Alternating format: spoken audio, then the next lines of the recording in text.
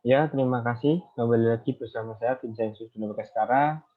Di sini saya akan mempresentasikan sedikit tentang tugas besar satu saya di mata pelajaran pengantar cloud computing. Nah, di sini saya dari Teknik Informatika di Universitas Mercubuana Meruya, Jakarta. Nah, yang saya mau jelaskan itu tentang cloud computing. Nah, apa cloud computing itu?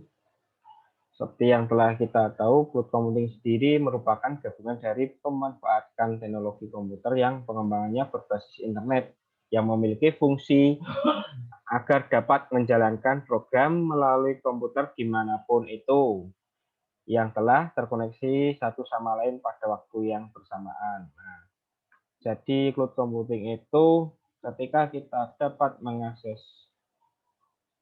data dari tempat manapun melalui internet, berarti kita sudah termasuk di dalam cloud computing. Nah, kurang lebih gambarnya seperti gambar di samping ini yang warna biru. Ketika kita terhubung ke jaringan dan kemudian kita bisa mengakses data dari komputer satu, komputer lain, atau dari smartphone, itu kita sudah tergabung dalam cloud computing. Nah, kemudian apa saja sih jenis layanan-layanan dalam cloud computing itu? Nah, di sini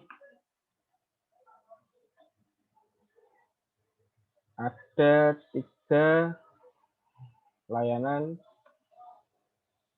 jenis cloud computing, yaitu IaaS atau Infrastructure as a Service, kemudian PaaS atau Platform as a Service, kemudian SaaS atau Software as a Service. Nah, yang pertama akan kita bahas itu adalah IaaS. Nah, IaaS atau Infrastructure as a Service, di mana jenis layanan cloud computer IaaS ini terjadi blok-blok dasar untuk cloud IT. IaaS menyediakan akses ke fitur-fitur jaringan, komputer, virtual maupun hardware khusus, dan ruangan penyimpanan data. Dengan IaaS, kita juga bisa mengontrol resource IT. IaaS ini merupakan resource IT yang paling mirip dengan yang biasa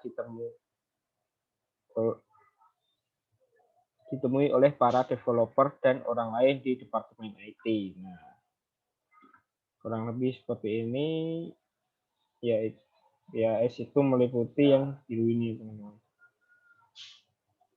Nah, virtualization, software, storage, and network. Nah, kemudian kita lanjut ke PaaS atau Platform as a Service. Dengan model layanan cloud computing platform service ini atau PaaS, kita dapat fokus kepada development dan manajemen aplikasi. Tidak perlu memanage infrastruktur seperti hardware dan sistem operasi. Lewat model layanan cloud computing ini, kita bisa lebih efisien lagi karena tidak perlu mengkhawatirkan pengadaan resource, perencanaan kapasitas, juga software maintenance. Nah, kalau dibaca dan kita pahami, jadi kita seperti sudah mempunyai server tersendiri dan kita tinggal memasukkan aplikasi-aplikasi yang telah kita buat dalam server tersebut. Nah, jadi sudah ada yang melakukan perawatan, pengendalian resource. Resource itu bisa dari hardware-nya, itu ada RAM, ada hard disk, storage penyimpanan, dan lain-lain. Nah, juga ada software maintenance. Di sini kita juga sudah disediakan software maintenance, berarti layanan kita sudah bisa berjalan terus-menerus. Kemudian kita lanjut ke SaaS atau Software as a Service. Nah, Software as a Service ini merupakan jenis layanan cloud computing yang ketiga, merupakan bentuk layanan cloud computing yang lengkap dijalankan dan diatur oleh service provider lewat SaaS, kita tidak perlu memikirkan bagaimana service dikelola atau bagaimana infrastruktur diatur. Kita hanya perlu mengetahui cara menggunakan software tersebut. Nah, seperti saat ini yang kita tinggal menikmati software-software ini, berarti kita tidak perlu mengelola bagaimana software itu jalan, bagaimana pembuatannya. Nah, kita hanya menikmati saja dari komputer-komputer atau dari gadget kita masing-masing. Nah, kemudian apa saja sih kelebihan dan kekurangan kita menggunakan cloud computing dari sisi keamanan? Nah, menurut saya ini ya teman-teman, kelebihannya ketika kita menggunakan cloud computing dari sisi keamanan, yaitu keamanan pengguna cloud computing jauh lebih aman karena kita tidak perlu ragu dalam menggunakan cloud computing yang pastinya aman asalkan kita memiliki partner yang sudah kita percaya dan sudah memiliki sertifikasi atau sertifikat yang berstandar ISO. Nah, jadi ISO ini adalah standar yang digunakan karena dilakukan penelitian atau direview ulang yang sudah direview atau yang sudah disertifikasi. Kemudian kalau dari sisi kekurangannya, menurut saya itu dalam penggunaan cloud computing berarti kita mempercayakan semua atau sepenuhnya keamanan dan kerahasiaan data kita kepada cloud provider, sehingga kita harus mencari partner yang terpercaya yang sudah memiliki sertifikat atau sudah terstandarisasi ISO untuk menjaga keamanan data kita. Nah, kekurangannya yaitu kita berarti mempercayakan 100% data kita kepada penyedia layanan. Nah, kurang lebih seperti itu, teman-teman.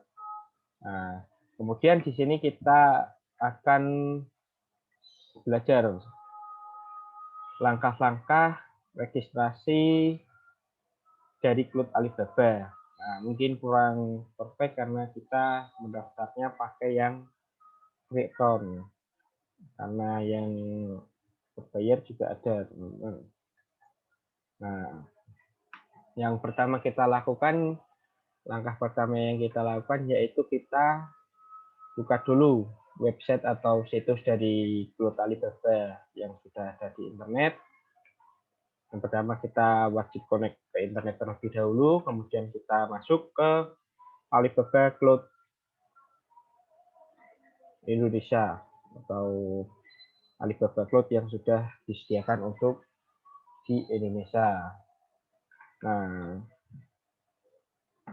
setelah kita masuk ke halaman utama, kita pilih menu registrasi. Ini ada di kanan, kemudian kita buat yang free account. Di sini saya memilih free account karena yang berbayar itu ada dan ada jenis dan paketnya masing-masing. Untuk pembayaran berapa dolar, untuk penawarannya apa, begitu juga ada. Jadi kita langsung aja free account.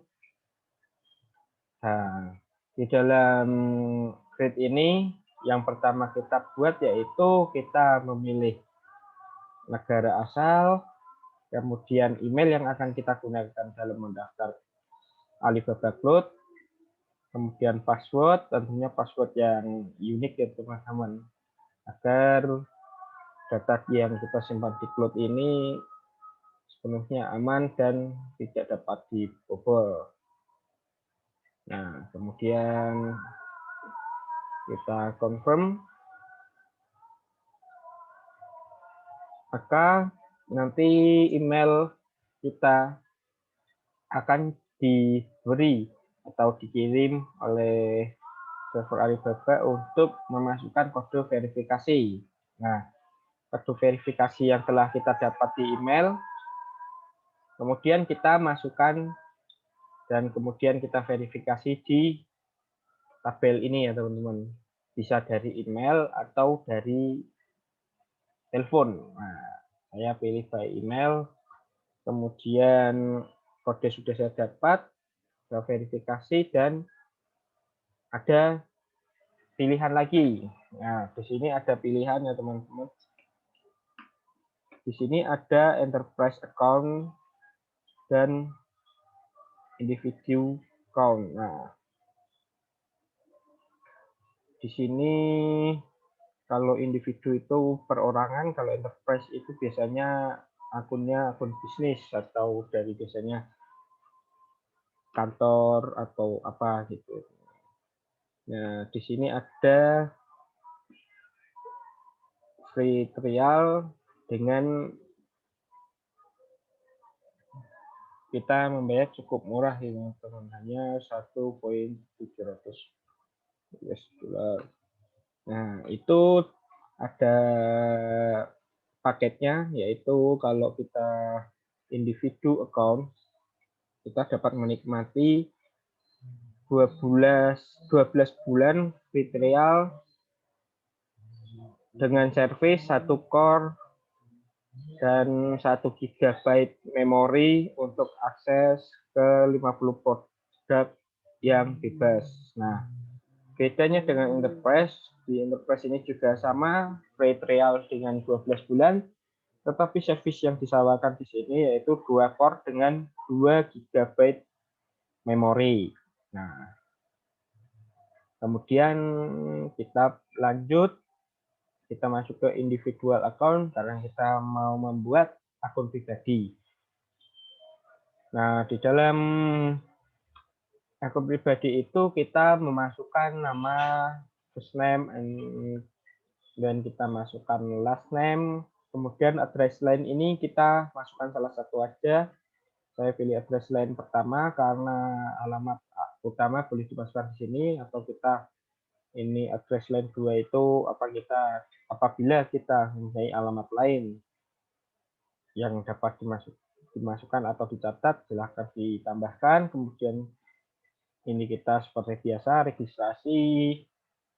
Nah, setelah di sini kita wajib memasukkan nomor handphone kita dan kemudian kita lakukan verifikasi ulang atau verifikasi yang kedua. Nah, seperti ini tampilannya teman-teman. Setelah kita masukkan nama dan lain-lain, nah, nanti kita akan mendapatkan SMS verifikasi kode yang kemudian bisa kita masukkan di dalam kolom verifikasi ini. Nah, kemudian kita lakukan verifikasi. Setelah kita lakukan verifikasi, nah, kita submit. Nah, setelah kita submit, kemudian kita sudah berada di langkah terakhir, yaitu di sini ada metode pembayaran. Nah, metode pembayaran apa yang kita akan pilih itu bisa dari debit card atau kredit. Kemudian ada PayPal, yaitu media pembayaran yang disediakan oleh Alibaba Cloud sendiri. Nah, kurang lebih seperti itu cara registrasi dari Alibaba Cloud. Kenapa tidak bisa dilanjut? Karena di situ tadi berbayar, karena tidak punya kartu kredit, teman-teman. Nah, sekian menurut saya video yang dapat saya bagikan dan saya share mengenai cloud, sedikit tentang cloud computing dan cara registrasi cloud Alibaba yang free, tapi nggak free banget teman-teman. Sampai jumpa di pertemuan yang akan datang. Terima kasih.